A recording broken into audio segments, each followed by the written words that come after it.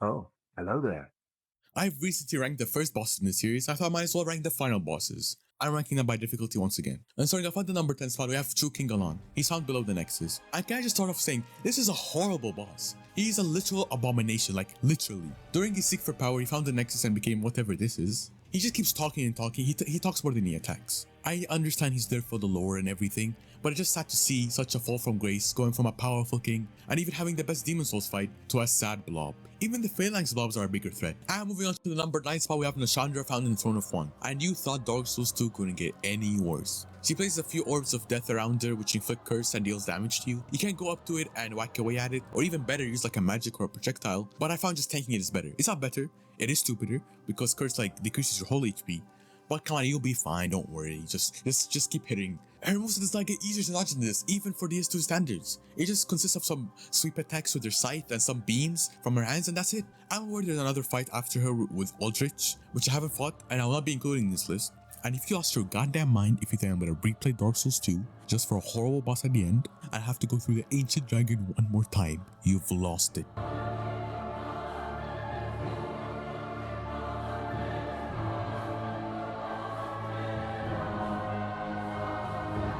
Moving on to the number 7 spot with the Moon Presence found in the Hunter's Dream. It's a secret final boss which you can unlock by getting 3 umbilical cords. It's such a weird item to collect, like out of all the things you could choose, umbilical cords really? You fight him right after Gurman. For how this boss looks, it's a very underwhelming fight, and not to mention it's a secret boss, at least make it worthwhile. He really has nothing going for him, just some slaps and grabs. He has this really one unique attack, is when he glows red, then if you're close enough, will deplete your health to exactly 1 HP, and that will leave him stunned for a while. The great thing is, you don't have to heal, as Bloodborne has this amazing mechanic, and totally should be in all the games, the rally system, so you can just get your health back and kill him at the same time. And the great thing is, if you die to the Moon Presence, you won't have to fight Gurman again, just to fight the Moon Presence one more time. Moving on to the number 6 spot with Emma the Gentle Blade found on top of Ashina Castle. All the way to fight her is by achieving the sure ending, aka the bad ending. Emma isn't really strong and has low posture, so R1 spamming is the key to defeating her, and building upper posture with 2 thrust attacks which you can make your counter, and a sweep attack you can jump. She'll tuck in her blade, then put her 2 hands up for a grab attack, which is really menacing because she will smack you down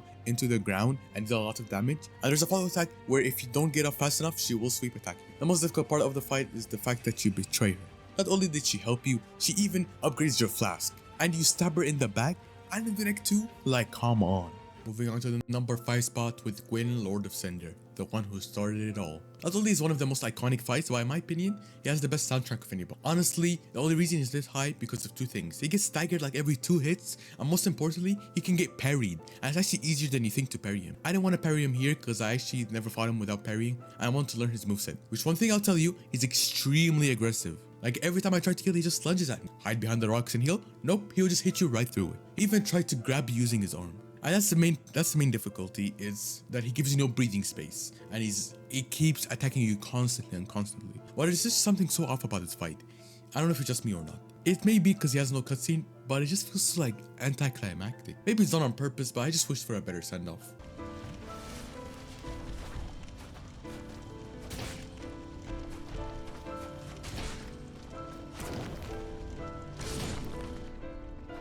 And at the number 4 spot, we have Grandpa Gurman, once again fought at the Hunter's Dream. I had no idea that he would be the final boss, and in hindsight, it is a bit more obvious, but still, seeing him stand up and hit you with the coldest line. Dear, oh dear. What was it? The hunt? The blood? Or the horrible dream?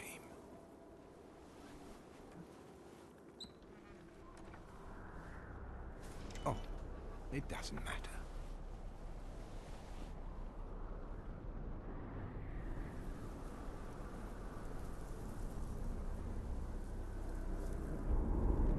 It always comes down to the hunter's helper to clean up after these sorts of messes.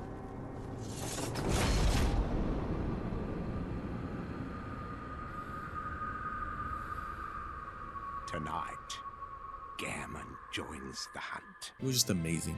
One thing Bloodborne knows how to do is hunter fights, and they perfect it. He can and will parry you. I might even get a visceral attack in. He has 2 different weapons. Not really, he just has 2 different forms, scythe and his blade. Around 50 HP, he will praise the moon and get a buff. He is quite agile for someone in a wheelchair. He will even dodge while being invisible. But it's a hunter fight, so you can parry him of course.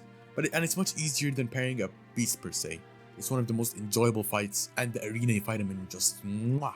Moving on to the number 4 spot with Ishin Ashina. But after murdering Emma, it's a game of 2 parries, then hit till he hits you, then rinse and repeat. When he does his Ichimonji double, gets in 2 attacks and parry as it's the perfect timing. He has basically the same grab attack as Emma. Oh, and not heal whenever in medium distance away from him, as he will just close in the distance, then attack you. So run to the other side of the arena and then heal. Trust me. And if he's passive and you attack first, he will anime dodge it and counter attack. So the best thing to do is use the Mortal Blade, which is always the solution. He also has Ashina Cross. The attack will happen when his sword lights up the second time, not the first. His second phase, he'll gain fire attacks. He'll throw a wave of flames your way. He'll even set the whole arena on fire. Then follow it up with a Virgil from DMC attack. And after that, another attack.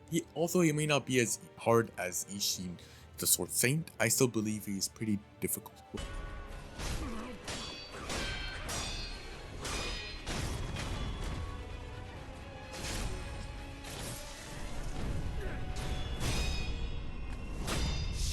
We are on to the number 3 spot with the Soul of Cinder from Dark Souls 3.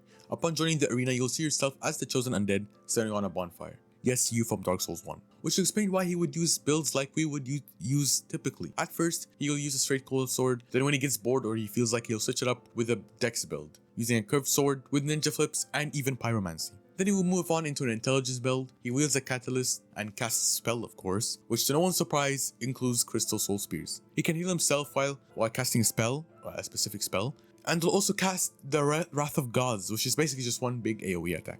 And that was the first of his 2 health bars. He will start the second phase with him plummeting the sword into the ground, which will explode. Then he will grab you, chuckle you to death, kick, throw lightning, and even rain lightning at you. A perfect send-off to a beloved series.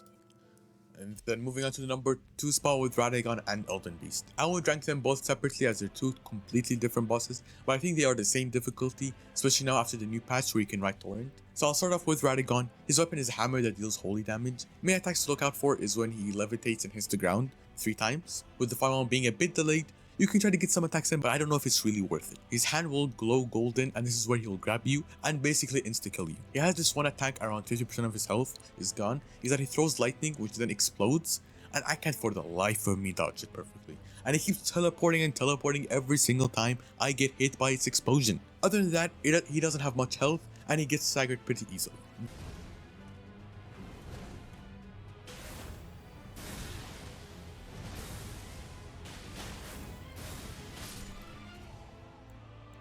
Then Elden Beast, at the start make sure to run behind him to avoid his golden breath. The difficult part of this fight is him constantly running away and you chasing him, but like what I said, being able to use Torrent definitely makes the fight much easier. He leaves a trail of like galactic clouds which will explode after a while. I don't even know what you call this move, so when he flies up majestically then like makes rings of death, just jump over them and you'll be fine.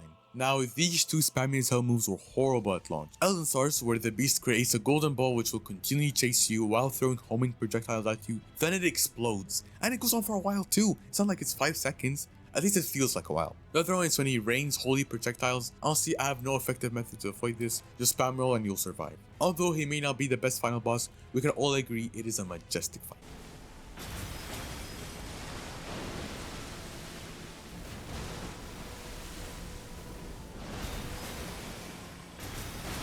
And finally, the hardest final boss in the whole series, and one of the hardest bosses of all time, Ishin the Sword Saint.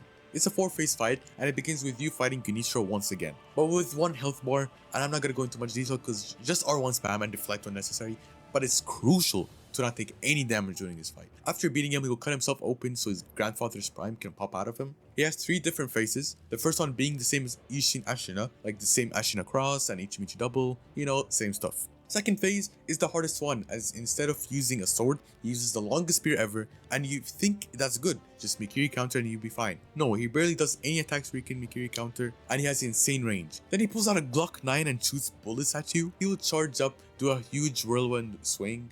He does one simple yet irritating attack where he will dodge backward and swing in front of him, and I always manage to get hit by it every single time. He does everything in his power to stop you. He uses his spear, sword, pistol, even lightning, which he uses in his 3rd phase, which is basically the same thing as the 2nd phase but easier, as you can deal more damage by deflecting the lightning. And yet, he still loses. Don't forget to subscribe as it helps out a lot, and please tell me which final boss gave you the most trouble.